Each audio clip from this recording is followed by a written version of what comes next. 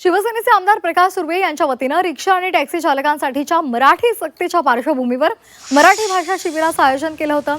मात्र प्रकाश सुर्वे यांनी आयोजित केलेल्या याच कार्यक्रमामध्ये आता वाद निर्माण झालेला आहे।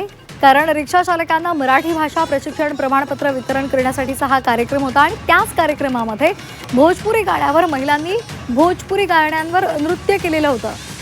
कार्यक्रमाच्या सुरुवातीला हे नृत्य सादर झालं। आता हे प्रकरण चर्चेत आल्यानंतर शिवसेना युबीटीचे नेते अखिल चित्रे यांनी जोरदार टीका केलेली आहे। कार्यक्रमाचा आयोजक कोण तर शहासेनेचे रंगेल सुर्वे अशी टीका चित्रेंनी सोशल मीडियावर केलेली आहे। छत्रपती शिवाजी महाराजांच्या मूर्तीसमोर अश्लील गाण्यांवर नृत्य करण्यात आल्याचा दावाही त्यांनी केलेला आहे। तर बाळासाहेब असते तर असा कार्यक्रम आयोजित करणाऱ्याला ओणवा उभा केला असता अशी प्रतिक्रिया मनसेचे नेते संदीप देशपांडे यांनी झी 24 तासशी बोलताना दिली आहे।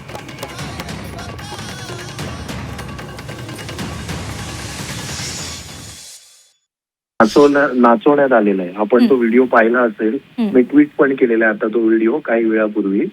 तर हे आयोजकांना आधी माहित नव्हतं का ते त्यांचे आमदार कोणत्या प्रकारचा कार्यक्रम घेणार आहेत?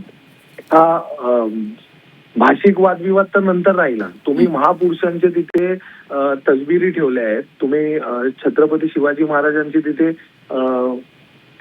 पुतळा ठेवलाय शिवाजी महाराजांचा आणि त्याच्या पुढे तुम्ही अशा प्रकारचे अश्लील नाच गाण्यांचा कार्यक्रम ठेवता आणि तुम्ही आमच्या निवडून आलेले आमदार आहात, मंत्री आहात आणि तुम्हाला लोकांना माहित नाही की कशा प्रकारचे कार्यक्रम राबवले पाहिजे।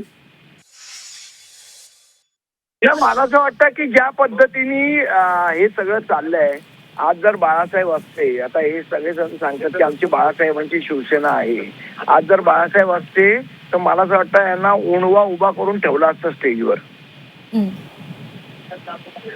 आणि कान धरून यांना उठाभाषा काढायला लावल्या असत्या।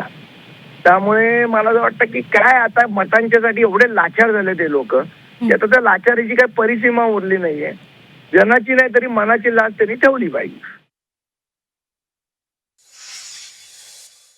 सुर्वेंकडून तुम्ही काय अपेक्षा करणार? दहीसरमध्ये किसिंग ब्रिज अजून पण आहे चांगला, व्यवस्थित रिक्षावाला नेऊन सोडतो तिथे दहीसरमध्ये। मग तुम्ही त्या प्रकाश सुर्वेंकडून काय अपेक्षा करणार? मराठी नीतिमत्ता याच्याविषयी काय अपेक्षा करणार?